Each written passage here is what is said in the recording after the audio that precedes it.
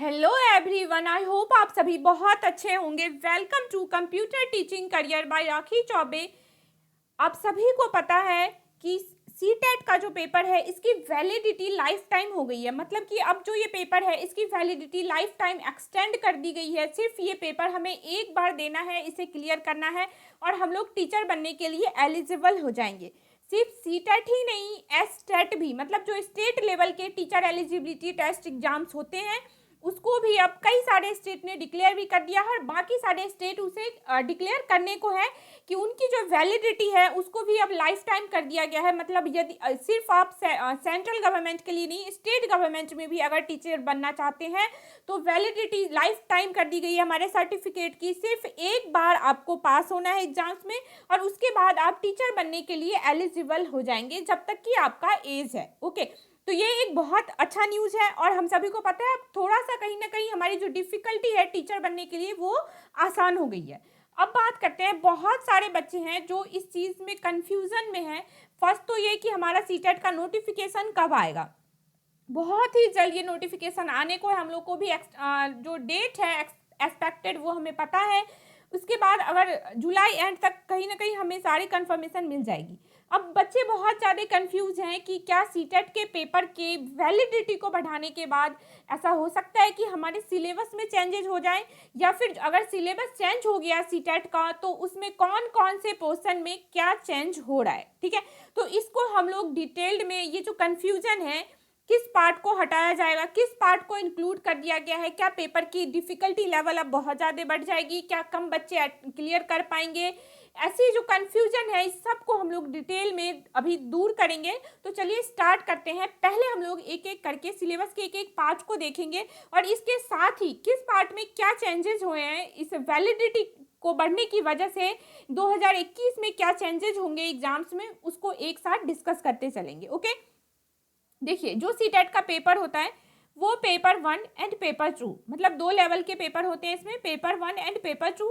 दोनों ही पेपर एक ही दिन एग्जाम्स, मतलब एग्जाम जो होता है वो एक ही दिन आपको देना होता है। पहले पेपर 1 होता है फिर पेपर 2 होता है, आपको दोबारा एग्जाम देने जाना नहीं पड़ता है। ओके, ये हमें पता चल गया। ये जो पेपर है हमारा वो कितने मार्क्स का होता है, 150 मार्क्स का होता है। ठीक है, पेपर 1 के लिए भी 150 का है और पेपर 2 के लिए भी 150 का है। अब अगर बात करते हैं आप इसको पेपर 1 और पेपर 2 में डिवाइड किया गया है। पेपर 1 की अगर आप बात करोगे तो ये सिर्फ प्राइमरी स्टेज के बच्चों को जो पढ़ाना चाहते हैं, मतलब क्लास 1 to 5 के बच्चों को जो पढ़ाना चाहते हैं उसके लिए प्राइमरी स्टेज, उसके लिए जो पेपर 1 होता है। और अगर आप 6 to 8, ठीक है, अगर 6 to 8 के बच्चों को पढ़ाना चाहते हैं तो उसके लिए क्या होता है, सेकेंड पेपर होता है, पेपर 2 होता है। ओके, अब बात करते हैं पेपर 1 में। पेपर 1 में जो पोर्शन आते हैं एग्जाम्स में वो 5 पोर्शन में इसको डिवाइड किया गया। ठीक है, 5 पार्ट्स में इस एग्जाम को पेपर 1 को डिवाइड किया गया है। और पेपर 2 की अगर आप बात करोगे तो पेपर 2 में क्या होता है, साइंस, मतलब सब्जेक्ट वाइज ग्रेजुएशन में जो आपके सब्जेक्ट है उसके बेसिस पे इसमें डिवीजन किया गया है। साइंस और मैथ है, साइंस और मैथ को एक साथ रखा गया है और इसके साथ सोशल साइंस है। ठीक है, सोशल साइंस को अलग किया गया है। ओके, साइंस है, मैथ है और सोशल साइंस, ये 3 सब्जेक्ट में होता है ये। अब हम लोग पेपर 1 के जो 5 पार्ट्स हैं इसको एक एक करके डिस्कस करते हैं पहले कि इसमें कहाँ पे क्या चेंजेस आएगा। ओके, तो देखिए अगर पेपर 1 की आप बात करोगे, 1 मिनट, हाँ, अगर आप पेपर 1 की बात करोगे तो जो पहला पोर्शन है 30 मार्क्स के 5 पोर्शन आते हैं, मतलब 150 हो गया।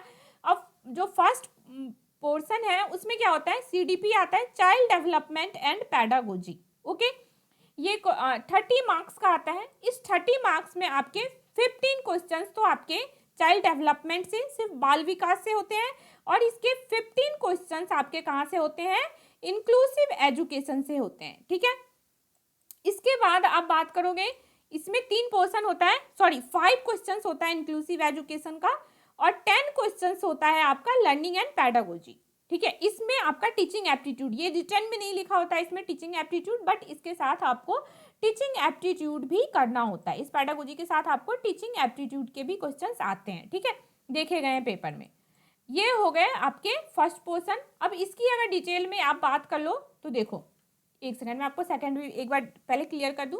सेकंड में क्या होता है, लैंग्वेज 1 और लैंग्वेज 2 दो भाषा आते हैं। पहला था CDP, सीडीपी के बाद लैंग्वेज 1 और लैंग्वेज 2 दो भाषा आएंगे आपके, जो आपको ऐसे सेलेक्ट करना होता है। लैंग्वेज 1 भी 30 मार्क्स का होता है और आपका जो लैंग्वेज 2 है ये भी क्या होता है 30 मार्क्स का होता है, ठीक है, ये भी 30 मार्क्स का होता है। अब लैंग्वेज 1 और लैंग्वेज 2 में क्या डिफरेंस है, आप अगर कोई लैंग्वेज 1 एज ए लैंग्वेज 1 अगर आप इंग्लिश को जैसे चूज कर लिया आपने, तो आप उसी सेम लैंग्वेज को लैंग्वेज 2 में नहीं चूज कर सकते, ये कंपलसरी है। मतलब इसमें जो आपने चूज किया आपको इसमें उसके अलावा जो बाकी के दो हैं वो चूज करना होता है, ठीक है। ये हो गया आपका लैंग्वेज पार्ट, 30 के दो लैंग्वेज पार्ट हो गए। इसके बाद आपका जो आता है वो ईवीएस आता है, उसके बाद आपका मैथ आता है। पहले मैथ भी 30 का होता है, ठीक है, मैथ आता है, मैथ भी 30 का होता है। और मैथ के बाद आता है आपका ईवीएस। ये हो गए टोटल 5 पोर्शन। फर्स्ट सीडीपी, ठीक है, सेकंड हो गए आपके दो language, language 1 and language 2, fourth हो गए मैथ और फिफ्थ हो गया ईवीएस। तो ये हो गया टोटल पेपर 1 का 5 पोर्शन। अब बात करेंगे चेंजेस कहाँ दिखेगा, मिलेगा हमें 2021 के पेपर में। ओके, तो देखिए सीडीपी की अगर आप बात करोगे, तो मैं एक बार थोड़ा और जूम कर देती हूँ। हाँ, सीडीपी की अगर आप बात करोगे तो सीडीपी में ये जो 3 साइंटिस्ट हैं, कौन कौन, पियाजे, कोलबर्ग एंड वाइगोट्स्की, ये जो 3 हैं सिर्फ इन तीनों के थ्योरी पे, इन तीनों के कॉन्सेप्ट को ही डिटेल्ड में पढ़ते हैं और इससे ही काफ़ी क्वेश्चंस आपको सीटेट के एग्जाम में दिखते हैं। अब तक यही होता रहा था, अब तक जो सीटेट के पेपर हुए थे उसमें सिर्फ इन्हीं 3 साइंटिस्ट के कॉन्सेप्ट को हम लोग पढ़ते थे और इससे ही सारे पेपर में आते थे। बट अब क्या है, जिस तरह से जो वैलिडिटी है वो लाइफ टाइम कर दी गई है और जो ये पेपर होता है ये सीटेट है, मतलब ये किसका है, ये केंद्र सरकार का है, ठीक है। और जो एस्टेट होता है उसमें क्या होता है, देखिए ये सीटेट हो गया, ये केंद्र सरकार का है, और जो एस्टेट होता है ये राज्य सरकार का होता है, मतलब कि ये गवर्नमेंट, स्टेट गवर्नमेंट का होता है। जो एस्टेट का पेपर लेवल है वो सीटेट के कंपैरिजन में हाई होता है, ठीक है। अब सीटेट के अंदर, सीटेट को मतलब जो सेंट्रल गवर्नमेंट है इन्होंने भी लाइफ टाइम किया है। अब ये भी चाहते हैं कि जो जिस लेवल का एस्टेट का पेपर होता है उसी लेवल का अपने पेपर को ये कराना चाहते हैं। जाहिर सी बात है, पहले इसकी वैलिडिटी खत्म होती थी, बार बार देना होता था। अब क्या है, इसकी वैलिडिटी खत्म नहीं होगी, एक बार ही आपको क्लियर करना है एग्जाम, वैलिडिटी लाइफ टाइम है। और इसकी वजह से पेपर का लेवल, लॉजिक सी बात है कि पेपर का लेवल कहीं ना कहीं थोड़ा तो हाई होगा। पहले जितना इजी आता था उतना इजी नहीं आएगा, बट उतना टफ भी नहीं आएगा। हमें डरने की कोई ज़रूरत नहीं है।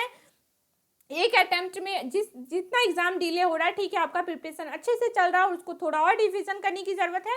टारगेट रखिए फर्स्ट अटेम्प्ट में आपको सीटेट का एग्जाम क्लियर कर देना है, सर्टिफिकेट आ जाएगा, टीचर बनने के लिए एलिजिबल हो जाएंगे और बार बार आपको पढ़ना ना पड़े। तो इसलिए डरने की ज़रूरत नहीं है, कोई बहुत हाई लेवल का पेपर नहीं आएगा, बट जो पहले लेवल था उससे थोड़ा सा मॉडरेट किया गया है। ओके, अब मॉडरेट कहाँ किया गया है, तो वो यही पोर्शन है जो 3 ये कॉन्सेप्ट हैं, 3 जो ये साइंटिस्ट हैं, पियाजे, कोलबर्ग एंड वाइगोट्स्की, इन तीनों को ही, पहले इन तीनों के कॉन्सेप्ट हमें पूरे ही पेपर में दिखते थे।